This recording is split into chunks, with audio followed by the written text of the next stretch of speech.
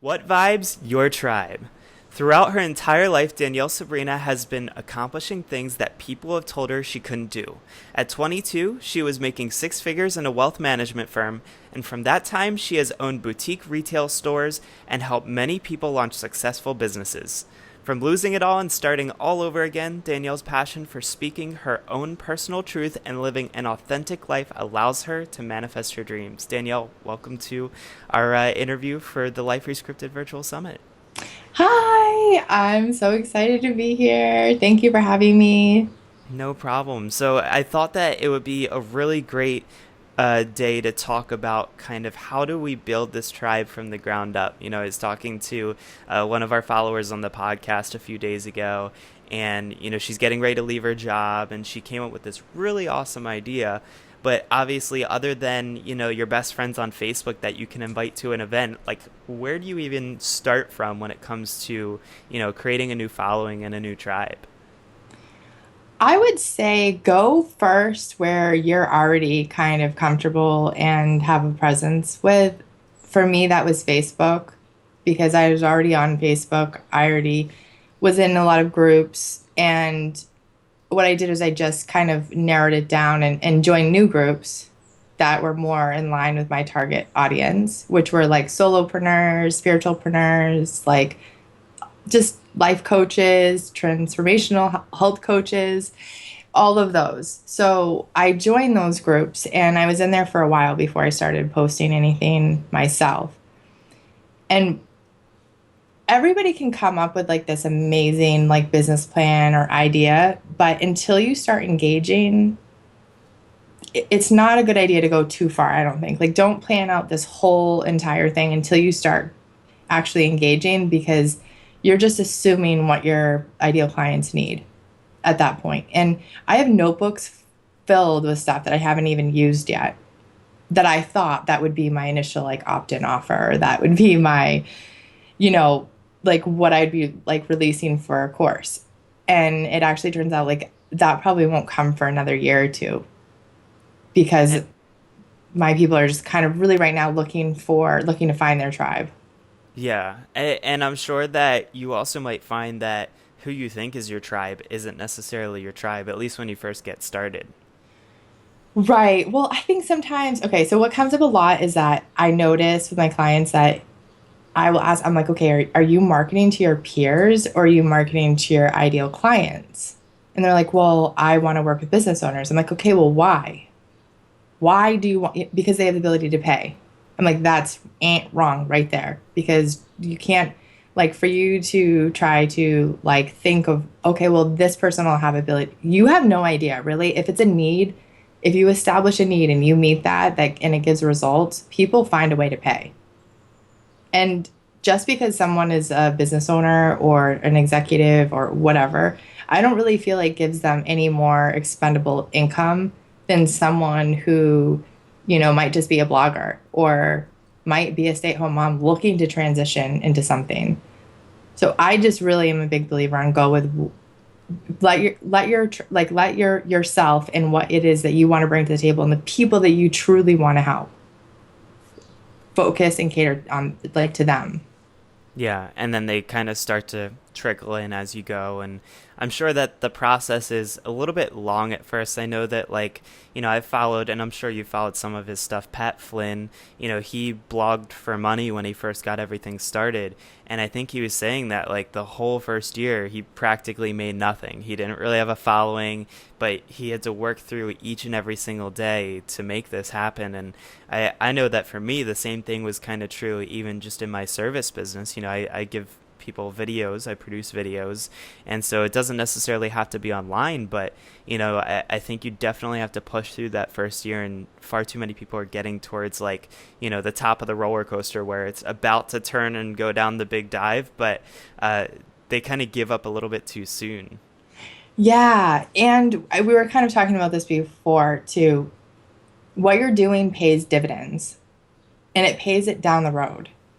So if you're not kind of hustling right now and doing stuff that maybe you're not getting paid for, maybe you're not, it's a lot of time investment and whatever you can do, trust me, it just pays so many dividends down the road. Because if you pique someone's interest who really is like a serious buyer, they will start following you. You might not get like an initial like contact with them right away, or they might not buy the first thing that you have come out, but they're watching. And those are the people that are going to buy your high end programs. Those are the people that are going to buy your high end packages. They might not be the ones that jump on like no brainer offers or your quick, like, here's this for 197 bucks or something. They might not jump on those, but you'd be surprised at how quick they are to jump on a $7,500 one, $10,000 package, whatever, or a $2,000 course. Those, and it's that work that you did beforehand.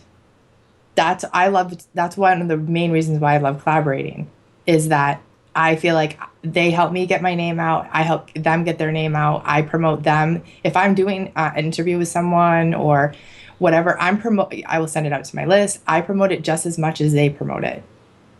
And it's not, you don't get paid for that. You don't get, it's just your time and it's your gratitude and helping another entrepreneur. And if you can look at it like that, I just feel like there's so much that comes back to you. Yeah, and something that I've seen, I've watched you in some of these Facebook groups that you join. We're kind of both in some of those together. You are very good at finding these people who are, whether or not they're the leaders of the groups. Sometimes they're authors. We have an awesome author of a book we both just Yay! read recently. And you've been able to connect with them and kind of use that to build your tribe and to help them build their tribe. So I'm curious just to hear from you, like, what's your process? Because I've seen everything from like, posting pictures in the group, tagging the person that you're really trying to get in touch with, maybe we tweet at them. And how do we go about, here's this person I really want to get in touch with and really want to collaborate with. What's your secret sauce, I guess? Well, first, I am always extremely grateful when I do connect with someone. And so if I'm approaching someone like, okay, so with Hal, I sent him, he's the author of The Miracle Morning. So I sent him on his website, I sent him a request and I just said, I want to do some sort of collaboration. These are the people that follow me. These are the groups that I'm in that I'm active. I'm active in these groups, meaning people like respond to my posts or, I don't just like have like, oh, all these groups that I'm in. Just, I'm pretty active in the ones that I personally have joined. And I just list out like this is what my plan is. Here's how I'm going to promote it. This is, you know, anything that I can do to promote what you're doing, whatever. So that when they, and then if they do say yes, like Hal said yes, Michael Hyatt was another one that I was like, yes, because I love him. And that was, we'll go back to Hal, but so with Michael Hyatt, I connected with him on LinkedIn and I sent him a message and I just asked him, I said, I really think that I would love to have you on. And again, here's my following. And this is why I think you would be so inspirational to the people that follow me. And he was like, absolutely. Here's my assistant's information and let's book this. That is the approach. I don't put some like crazy long like process together because I feel like it just doesn't sound authentic. Yeah. And I don't try to be like, oh, like you're gonna be benefiting from this so much, and like whatever like language people use that kind of like I feel like sounds like, yeah, okay, let's be real here. You know that I have a way bigger following than you. Like, Yeah. like I'm sure like I would never try to be like, oh, I would be such a huge benefit to you. I try to position it as like I am a huge fan. I will do whatever I can to help promote. And just so with Hal, I did. And there's been a ton of people who have bought his book because I've said, go buy his book. And Me I being talk, one of them. thank you, yes. And then so I'll take it a step. I don't just like say, oh, go buy this book. Like I say why like I give the results. I do it. I did his Miracle Morning. They gave me results. Like they absolutely, I owe him like the clients that I had landed my bigger packages on LinkedIn because it absolutely was that first hour in the morning after setting my intentions because I specifically did. I was like, I'm going to have more engagement on LinkedIn. It was one of my intentions that I sent. I'm going to connect people on there and I'm going to just make sure that they know what my services are. If it wasn't for that, it would have always, just like it had, just gotten away from me. Because it's Yeah. not like I stop in the middle of the day and say, let me jump on LinkedIn. Like I do a little bit now, but like I didn't before, you know? So I do. And so I post that stuff. Whenever I post in any type of social media, I always take a picture, whether it's a snapshot with my phone, and then I either word swag it with my website. That will usually I always put my website on a picture. But I also might do like I use like the app Sketch and Hmm. you can like draw on the picture. And I'll put like arrows or I'll circle something like for Hal's book, Amazon sent me an email that said your review helped someone buy this book. I took a snapshot of it and I sent it out on social media and I was like, go and leave reviews. They're helpful. They're so helpful to the author. Do that. And just even the other day, I went into his Facebook group and I was like, who's like pre-bought the Miracle Morning for salespeople that's coming out at the end of July? Because I know from being on Dale Partridge's launch team for his book, People Over Profit, I didn't realize it made such a huge difference to have those pre-orders in, and it really does to make the bestseller lists and all that. Like it's not just when it releases, it's the pre-orders. So take it upon yourself when someone's been gracious enough to extend themselves out to you and offer their time to take a step forward and promote it in a way that's authentic and it shows that like I did with the picture and I circled it. I was like, see, like this makes a difference. You're not just leaving some random review on Amazon. It really does make a difference. Buy it, like don't just be like, oh, check out this awesome book. Whoops. So Eh, go ahead.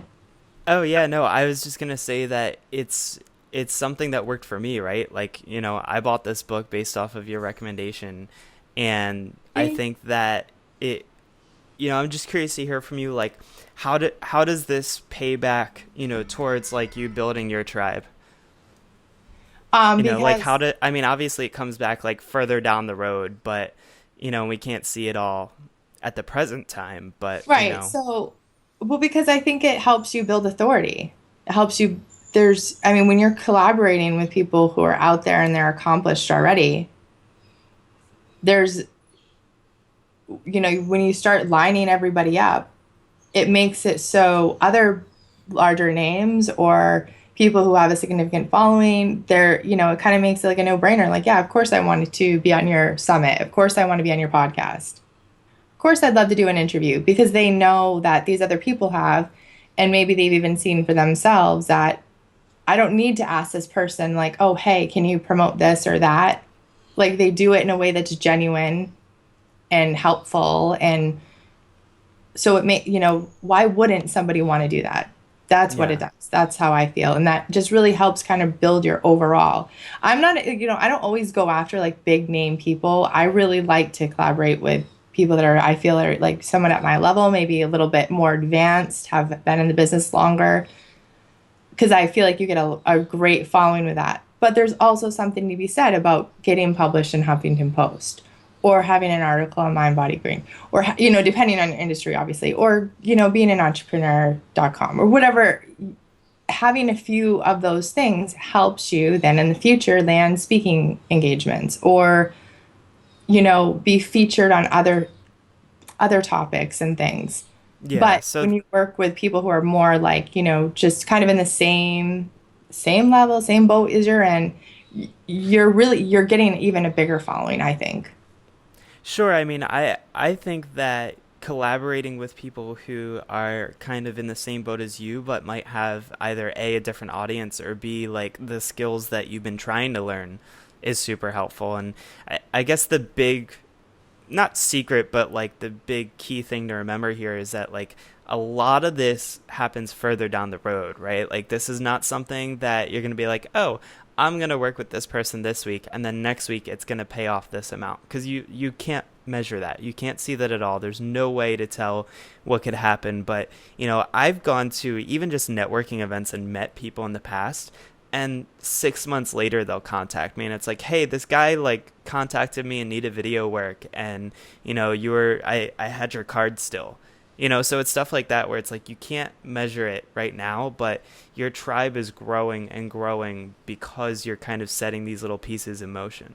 Yeah, you're planting the seeds. That's just kind of like throwing your seeds. Here it is. Something fertilized. That's and it will continue to grow if you're not so focused on like what's tomorrow? What is tomorrow? I mean, there's definitely hustle involved. If you're not hustling every single day, it's one of the first things I say to myself.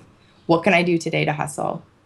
Because that's what kicks me into gear to shoot off emails or think of something that will like spark some buzz or just create some movement, create some, just, yeah, just some movement so that then you can take that and branch it off to something like and build up that like, oh, okay, what is she doing? Oh, let me join her Facebook group.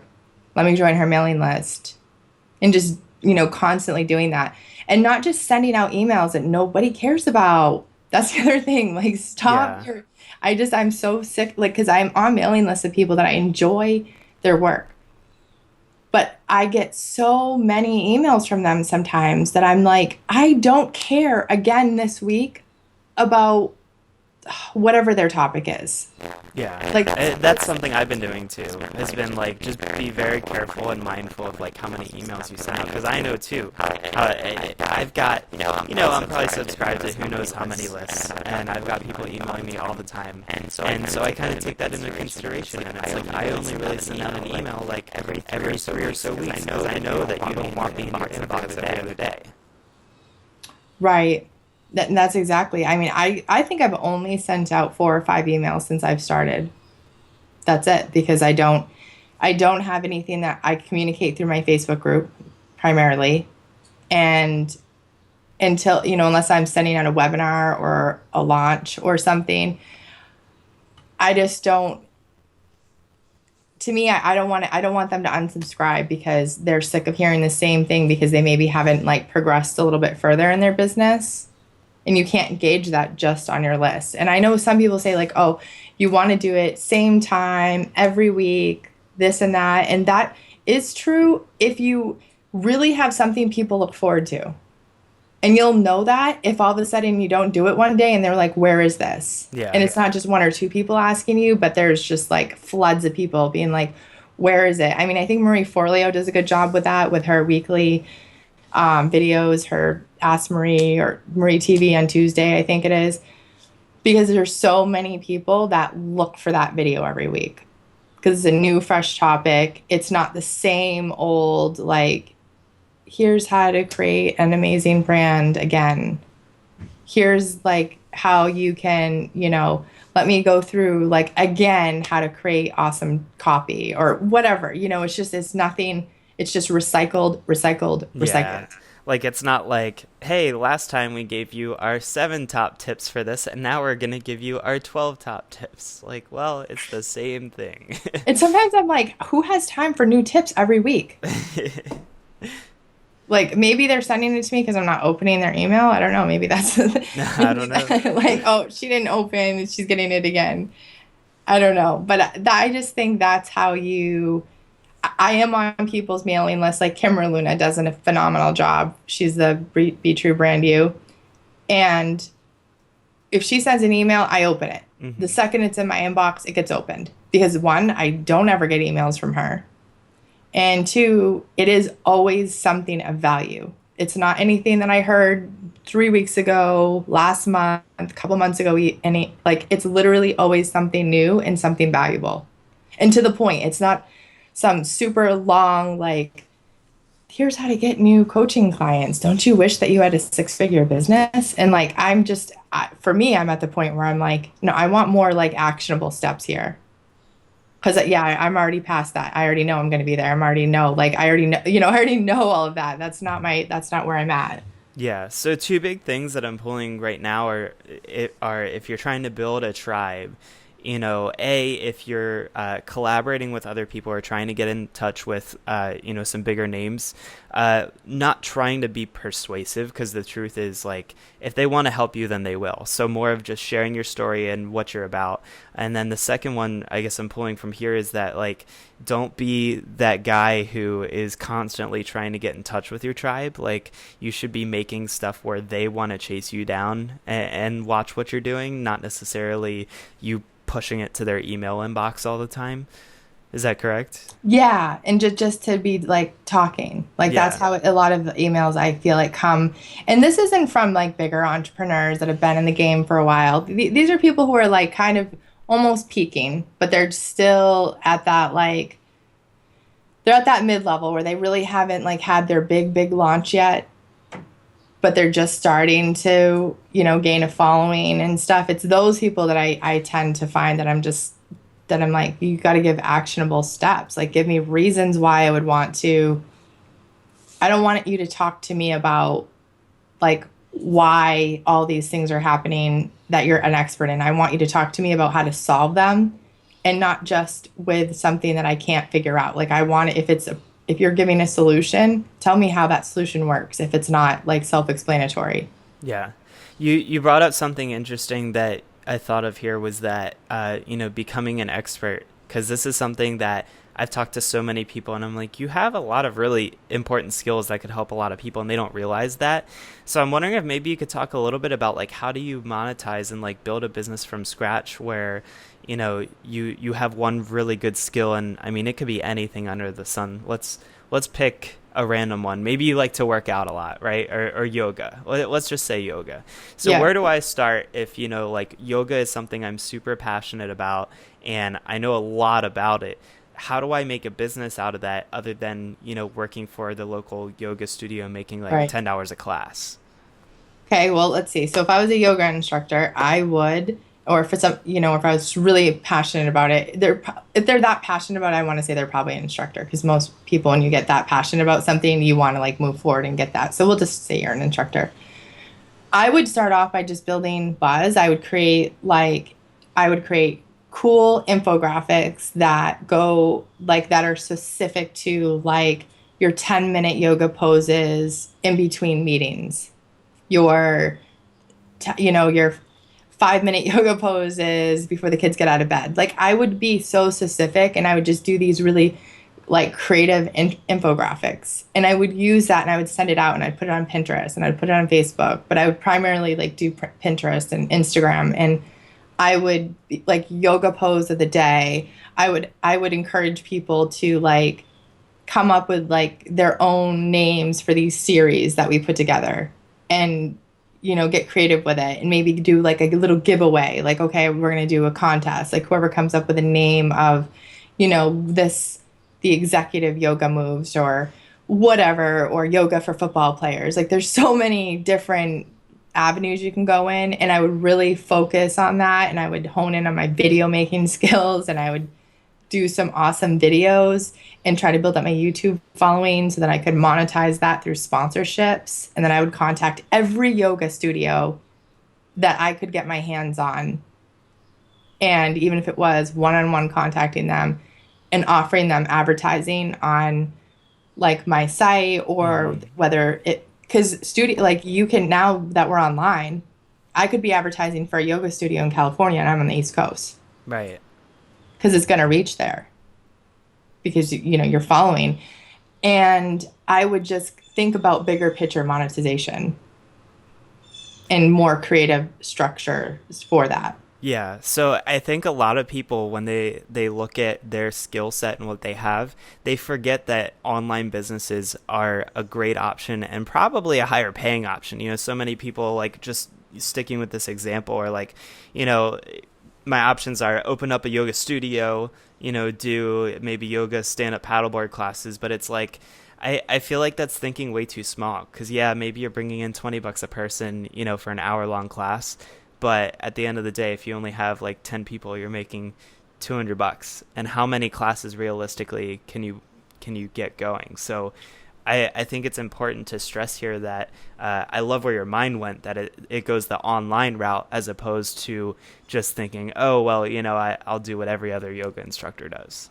Well, everything's going online. The reality is that even if you have a brick and mortar business, your entire advertising platform will be online. I mean, can you imagine looking at a phone book?